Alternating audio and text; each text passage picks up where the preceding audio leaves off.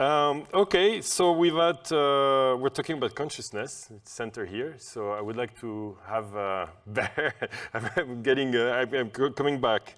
Bear and David Kittay join us and talk some more about consciousness. Welcome.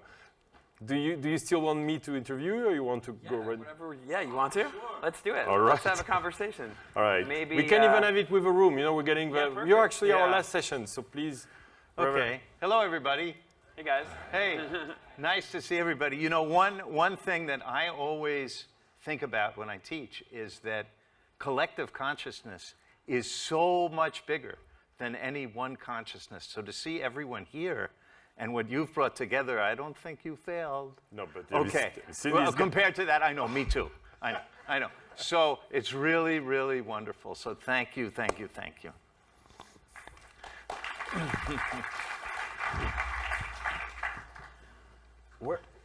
So we have some. Oh, there you go. So first off, thank you for bringing your father. Yeah. Well, thank you for having us. It's been beautiful to watch your journey, Loïc, and I really feel knowing you from before and seeing the journey you've been on, and you and Magda and the incredible inception of this. Like, I think a lot of times some of the great entrepreneurs and leaders of our time have gone through profound personal transformations. And a lot of times that's a really vulnerable and deep metamorphosis process. And to see and experience and be a part of this initial integration of your worlds coming back together is incredibly powerful. So I'm a huge fan of PAUA as a concept, bringing the ancient and the future together in such a pure way. And I think that there's something really powerful here that we're so grateful to be a part of, and let's spread it everywhere. Awesome. Yes, that's because you saw me at Burning Man or something. And Bear has not only brought his father, but his wonderful mother too. Oh, Yeah, that's right there. Who's right Do you here. want to bring My Mom Jan. on stage? No, she says no. But she, you know, one of the things that I've observed in Bear growing up is really a tremendous ability to contain reactivity. You know, my Burning Man name is Komodo. So I kind of made it up because it sounded good. But then I was at Burning Man and I was giving a talk. And I mean, how many kids bring their parents to Burning Man? Thank you, Bear. Well, first of all, how many of you have been to Burning Man or any global Burning Man event? Raise your hand. Okay, You're in Paris, so like a third. Yeah. So Bear was if you can imagine having this kind of job, his job was the global ambassador to all the Burning Man events. So that was really quite amazing. So there I was at Burning Man, and I was giving a talk. It was Burning Man, so of course it was on Tantra. And then afterwards, there was another woman, a wonderful wisdom woman, giving a talk, and I introduced myself to her, and I said, "Oh, hi, I'm Komodo." And she looked at me and said, "Ah, the reptile mind." And I got it. Yes. Now, Bear has evolved beyond reptile. Apparently. Okay. And one of the things that I was saying was I've noticed how Bear, with the assistance, you know, role models of his mom and of his wonderful wife, Katiana, has really learned to be much more grounded, focused, and non-reactive. I learned that from him. So I'm really blown away by that. And I don't think I really told you this before, but it's really something. And it's very much kind of an inner wisdom, inner science thing. Cool. Wow, that's nice. Thank you, Bear. Well, it's really cool to be here. So I've given a fair amount of talks, and I've never, ever done it with my dad before. He's awesome and very humble, but he teaches actually a lot of things. We're actually here because we're on our way to Dharamsala tomorrow to go to an incredible immersive, collaborative co-creation process with His Holiness the Dalai Lama and a group of some amazing interdisciplinary thinkers. So this was. You're casually going to visit the Dalai Lama. Well, it's actually really special because my dad here, who's had an awesome journey as a mystic, as a whirling dervish, and then he became a lawyer and went deep in the bowels of the U.S. Financial system as an SEC receiver, going after complex bankruptcy frauds for years, and then went and studied Indo-Tibetan Buddhism at Columbia, got his PhD, and is a professor there. He actually has a class he teaches that's called, literally, Technology, Religion, Future. And the syllabus goes from like Plato to Burning Man and Kurzweil and everything in between. And so I was like, okay, this is the perfect thing for us to do together here.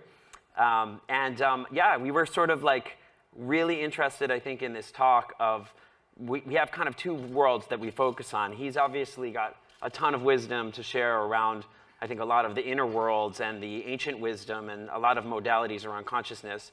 And I've been really focused on technology and societal transformation in very much a way of, okay. So you're new technology, yes, and David is ancient technology. Bingo. Okay, Bingo. got it. Yeah. Yeah, we kind of, actually, Bob Thurman, who has led Tibet House US, which is the Dalai Lama's home in New York. And actually, Sarah just had dinner with Bob and Nana Thurman. They've run Tibet House New York. By the way, this is Bob Thurman, who Nana, the interesting quick side, Nana is still to this day the woman who's been on the front of Vogue magazine more than anyone in history. She divorced a guy named Timothy Leary. Bob was the first ever Westerner to be a Tibetan Buddhist monk. He took off his robes to marry Nana, who left Timothy Leary. They had a couple kids, including Uma Thurman. And Bob's 81, and we're actually going to India with him. And Dalai Lama now is 87. Yeah, it's going to be a really interesting process. And what it's brought up for us is really, I think, something that's very much epitomized here, which is this sort of interdisciplinary, interreligious conversation that's happening. It seems like it's accelerating, because whether it's secular humanism or the different world religions, and look at the Pope and different openness, I think there's more and more ever now a recognition that for us to advance as a species, we have to collaborate in new ways, and we have to look between the disciplines, and we have to utilize the power of technologies, both inner and outer technologies, in order to truly transform and adapt to the great challenges of our time. So that's really a theme that we're holding together intergenerationally, which is kind of fun. That's cool. I wish I would be on stage with my father too. You've introduced David, but this is a big deal. You're taking over a Tibet House. Well, I wouldn't say that. I say Bob, just like the Dalai Lama is now 87, and although he said he's going to live to at least 100, he has also said that soon he may name his own reincarnation, who could be somebody already living. Which would be a huge break in precedent. Instead of the normal process, he would essentially be choosing his reincarnation while he's still alive. So that's happening. Yeah. And Bob Thurman, who's just wonderful teacher of mine, and is just a wellspring of optimism and energy. And how many of you feel that these times are really apocalyptic? And how many of you feel like, oh my God, what are we going to do? It's pretty friggin' hopeless. I know I feel like that sometimes too. But the energy that Bob has, that I wish we could bottle, right, is so important. And this, what you've brought together, PAUA, is exactly the kind of thing that we need. One thing that the Dalai Lama has said is crucial is youth and women. And now that His Holiness is 87, it's time for the 20, 30, and 40-year-olds to really take over. And so going to see His Holiness is very much with that in mind. We have a whole bunch of people of different ages, of 20s, 30s, 40s, who are in different fields, just like the people you have here. And we invite all of you to collaborate and to let us know, as preservers of this Indo-Tibetan wisdom and compassion, this inner science, what we can do to help you all, because it's a collective effort. And the Dalai Lama says It's not about religion. So it would be really wonderful for us all to be able to take this moment when Gaia is in desperate need of healing, to really come together like our last, wonderful speaker, and like Daniel has been writing about this for a long time, and Tony Cho with his work in cities, but all of us to come together and do all this. Maybe we can open with a microphone in a little bit, and I've suggested maybe you're the messengers to the Dalai Lama, so maybe we have a few messages from the room. Very good. Should we do because obviously you're a practitioner yourself, should we invite you to share a meditation with us? Okay. Now, who needs a calming meditation? No, who needs an energizing meditation? Energizing takes it. Okay, so let's first just assume the position, which means you get into a full lotus position and you float 3 feet above the ground. I can't even get into a half lotus position, but okay. So let's. It reminds me of a story. I'm sorry, before we start. Way back when, back in Buddha's time, there was a school, and there was a fantastic young student in the school. And he did so well. And all the other students were jealous of this kid. And when he got to be about 14 or 15, the jealous kids told the teacher that this kid, the teacher's pet, was messing around with the teacher's wife. So the teacher then told the student, well, you can be enlightened. You have to kill 1,000 people, and then you'll be enlightened, because the teacher is pissed off. Now, this is a diligent student, and so he started to do this. And he became called Anguli Mala. Mala means necklace. Anguli means finger. Whenever he'd kill somebody, he'd snap off their finger and wear it in a necklace. He killed 999 people. And then one day, he was looking for number 1,000. And who does he see walking down the road? It's his own mother. Buddha, meanwhile, is in the neighborhood. And Buddha knows what's going on. So Buddha comes in between him and his own mother. And as he tries to lunge toward his mother, Buddha's in between. He kind of does a jujitsu kind of thing, right? And then Angulimala says to Buddha, stop. And Buddha says, I have stopped. When are you going to stop? And Angulimala hears him, and then becomes a disciple of the Buddha. And of course, they walk back into town together, and everybody's scared to death. But this notion of stopping is so important. It's important with the environment. It's important with our capitalist surveillance system. So meditation is a lot about stopping, so I'll shut up and we'll meditate. Okay. So let's now focus on our breath as it comes in, set a foundation. And you can focus on the breath going into your nose, all the way up, all the way out.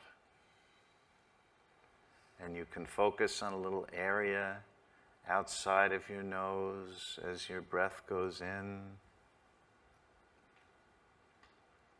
And your breath goes out.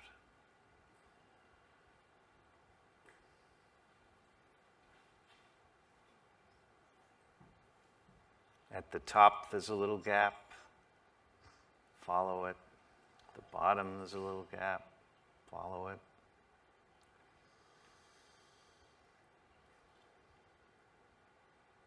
Thoughts will come, that's okay. At the moment you recollect that you're following your breath, that's the moment of mindfulness.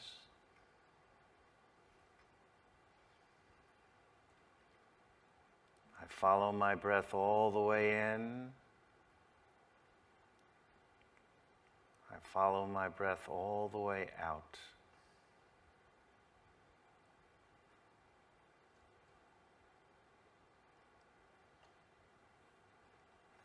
And now, as I breathe in, I'm aware of my whole body.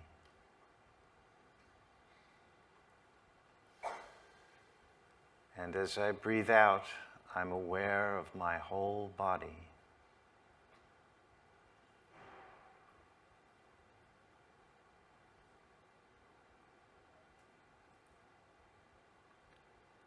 And now as I breathe in, I'm aware of all the bodies of everyone in this room. And as I breathe out, I'm aware of all the bodies in this room.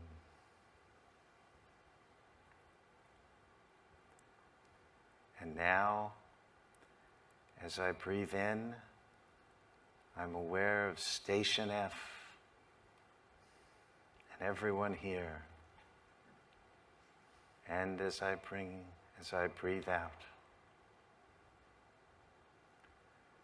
And now as I breathe in, I imagine this beautiful city filled with people, animals, goddesses, gods, plants, with a giant tree growing up from Station F. As I breathe in and as I breathe out. And at the top of the tree, there's a beautiful canopy of leaves and a throne on top of it. And sitting in that throne is your mentor. Your mentor may be Jesus. Your mentor may be the Dalai Lama. Your mentor maybe Barack Obama, or Michelle Obama, or Tara, or just a combination of all the wonderful qualities in humans. You breathe in, and your mentor looks down upon you and smiles. And then, around your mentor's heart, there's a spinning circle of energy and nectar, golden nectar and energy flow from your mentor's heart right down your crown, down your central channel, right into your heart, energizing you. As you breathe in, it's energizing you, and as you breathe out. And that nectar, as you breathe in, flows into your whole body. And as you breathe out, into your whole body. And then you see all around you, there are beings and plants and animals in the environment.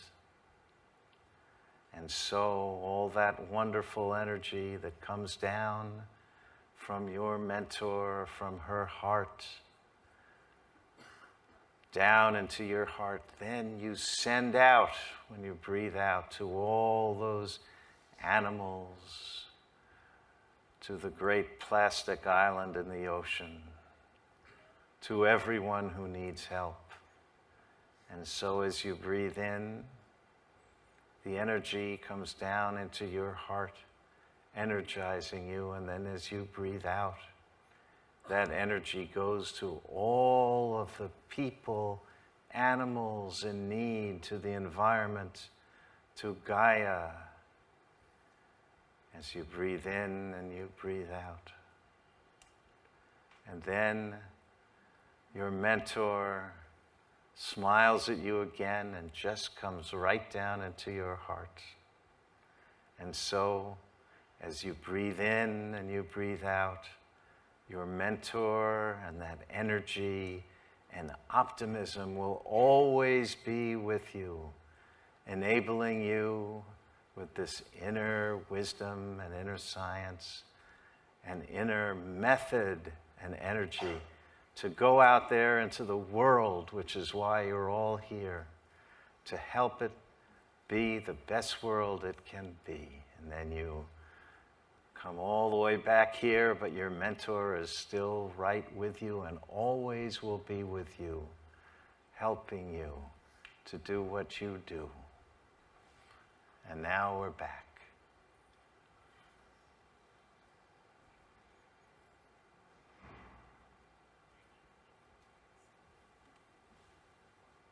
We're back. That was so far. Yeah.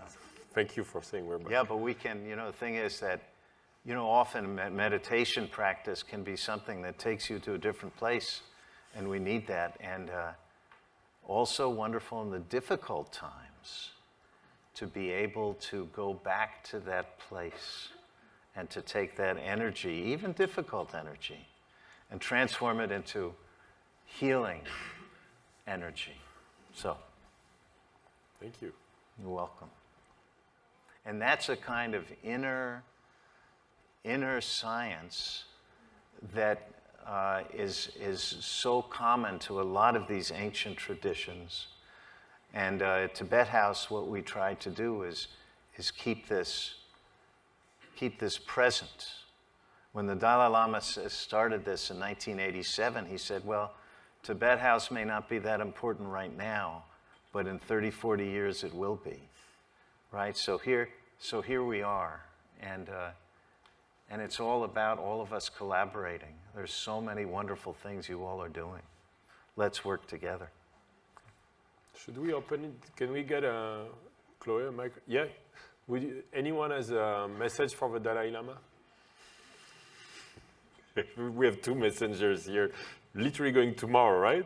Tomorrow morning. So if you got questions, it doesn't have to be a message. Anyone wants to say something? Right here.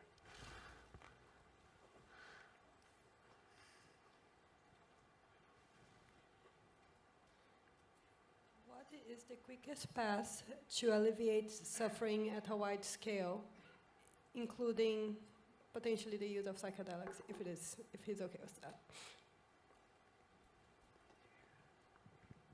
Thank you. Interesting topic. So actually, I think that this is a very relevant thing. So a lot of, this is going sort of ad hoc, but a lot of what we've witnessed is sort of this idea that traditional religions, and Zach Bell was talking about this yesterday in the religion of no religion, but the demographics have changed on a fundamental level, right? The next generation, you're talking about a massive, massive exodus from top-down organized religion. And so a concept that a Swedish friend of mine, Alexander Bard, came up with, he calls it syntheism. And syntheism is effectively religion where people come together and co-create a ritual and then practice it as sacred.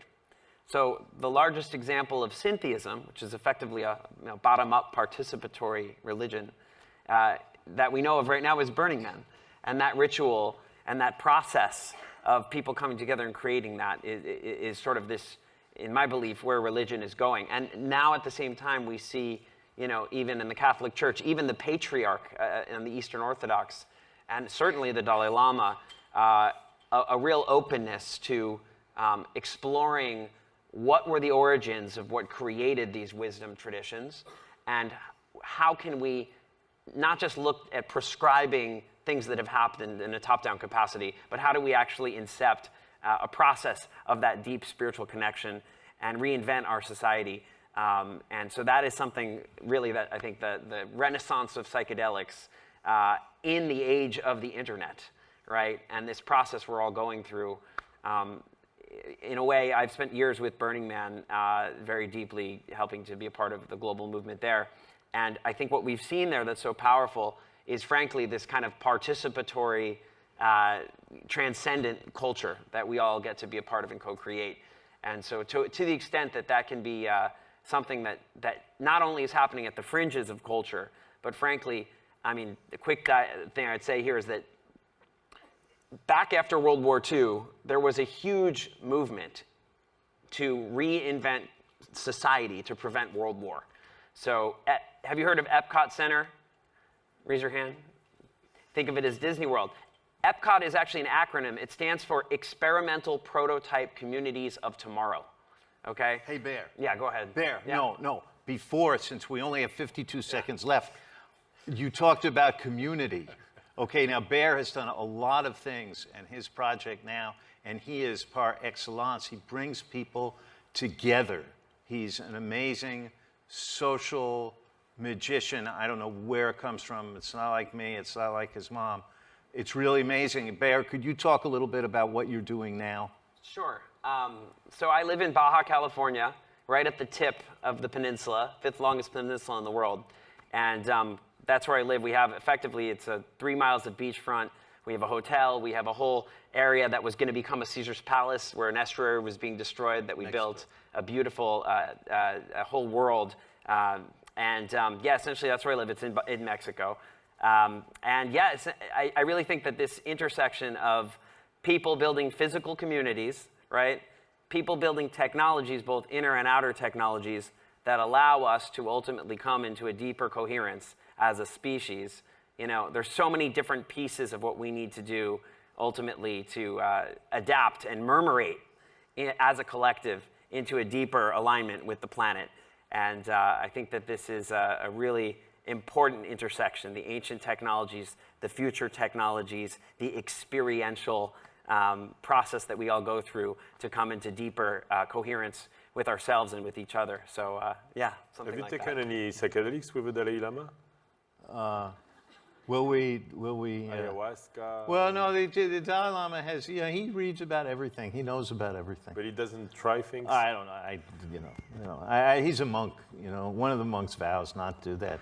But also the most amazing. Look, we have inner science, but then inner science requires also outer science. So the work that you all are doing, Bear is doing with making community, the work that you're all doing with DAOs and different ways of forming organizations, like what Bear is working on also is it's called the Big Green DAO, but it's really all of these technologies will come together, hopefully, with the inner science, and the time is now.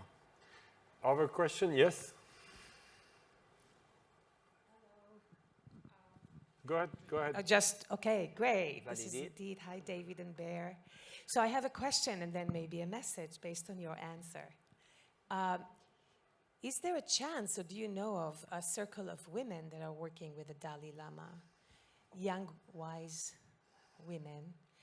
And is there a chance that he will not select a disciple? Now he's 87 and you're excited about what's to come. Maybe you know some things, that he will select not just one man, but maybe a group of women.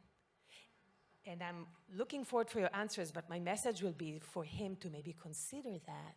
What do you know about it? Yeah. Dad, I'll let you answer this, but there was actually a moment that happened where he said something that was slightly politically incorrect about the possibility of his incarnation being a beautiful woman, that he got some interesting response to. But Dad, go for it. He did say that he would most likely be reincarnated as a woman, and then he added, with a smile, a good-looking woman. And he got sort of mini canceled for that. But no, Edith, that's wonderful. Yes, because the Dalai Lama in his writings on revolution has stressed youth and women, right? I mean, how, we don't know whether the world would be as screwed up as it is had women been at least equal partners. But I have a feeling it would have been much better. So yeah, I will pass that on, Edith. Thank you. I trust you. Yeah, I like that. Other question? Anybody? Yes? Thank you so much. We're at this incredible time and this precipice of psychedelic medicines, and I was so fortunate recently. I'm the baby of 9 children, was raised Mormon, and went to Costa Rica, and Lydia, in fact, served my 80-year-old mother and 9 of my family members. And I found it so profound to see the blend of religion and spirituality. And I'm just curious if you have any thoughts around how we continue to hold that space and container for religion and spirituality to kind of meet in this space. Yeah. Well, I guess I would say that it's really, like I was saying before, this idea of religion being a top-down phenomenon, I think, is dying. I think in the age of the internet, where we have this real-time connectivity, we are able to enter these immersive experiences together, to create them, to iterate them, right? It's an evolutionary phenomenon that we are all involved in the innovation of what is religion, what is spirituality. And so actually all of us here, you know, taking, respecting, honoring, having deep reverence for the purity of the wisdom traditions that have evolved over thousands and thousands of years, and yet at the same time, iterating and including and mixing and experimenting with how to take modern and postmodern aspects of what we're doing here in this lifetime together into having experiences. That process, I think we're seeing it, right? And there's taboos involved in that. There's a lot to be respectful about and to try to navigate as we mix the old and the new. But I think that that process of consciously experimenting and innovating on a societal level, on a spiritual level, that process will, I think, ultimately help us evolve beyond secular humanism, atheism, and, you know, hyper-capitalistic aspects of our culture giving us meaning. Because we're at a precipice, we're stuck, right? The nihilism doesn't have the deep meaning for us to relate us back to our humanity. And so, and the older religions are less and less appealing as they've become possibly more obsolete as this model has changed, right? So what fills in that gaps, right? I think that's what this is all about right here, right? How do we actually create these containers? And then frankly, there's even more and more willingness. You know, these centralized old school institutions in a world that is radically decentralizing, they are every day realizing more and more that they are becoming obsolete. And that means they're more and more open to change from within. And that's, I think, a beautiful moment of what we're starting to see is leaders, whether it's Dalai Lama or the Pope or leaders of other central institutions, becoming more and more open to learning, to willing, to pivoting in order to ultimately bring that lineage and that tradition and those institutions into something new that is adaptive, that is innovative, that is participatory. And that's really, I think, the precipice that we're all on right now. And the technologies that are so new, who knows them? 20-year-olds. You know, you all know that even if you're 40, you know that there's a new generation that's 30 and a new generation that's 20. Who are the people who are really conversant with the technology? They're young. Who are the people who are hacking, right? A bunch of 20-year-olds. Who are the people who are operating the kill drones? A bunch of 20-year-olds. Who are they killing? A bunch of 20-year-olds. So if we can help to empower the young who, after all, put reincarnation aside, have much more at stake in the state of the world than older people, if we can empower them, that could be really terrific, because now everyone is connected. Now we have a problem. We have government surveillance now, so it's pretty tough to be connected. But right now, a 20-year-old in Beijing and a 20-year-old in Johannesburg and a 20-year-old and even, you know, Alabama have a tremendous amount in common and can communicate, a la Greta Thunberg, and say, hey, what's going on? Let's do something. We want to have a life. So how do we empower that? And that's something, it's collective. It takes a lot of small actions and a lot of combined thought. You know, when Elon Musk used SpaceLink to keep Starlink, excuse me. Okay, I'm a dad. Okay, to keep the Ukrainian internet able to communicate with each other. You know, that was a great thing. How can something like that work worldwide? How can we empower all these young people? So whatever we can do, however we at Tibet House can cooperate with all the amazing things, you know, that we've heard today, and I wasn't here yesterday, but I'm sure just as amazing. We're on board to do it. Thank you. We are going to switch to an old technology, which will be a sound meditation. So thank you so much, Bear, you. David, Thank you. for Thank you so much. coming. Thank you. Thank you, guys. Thank you. Thanks for having us. Thank you.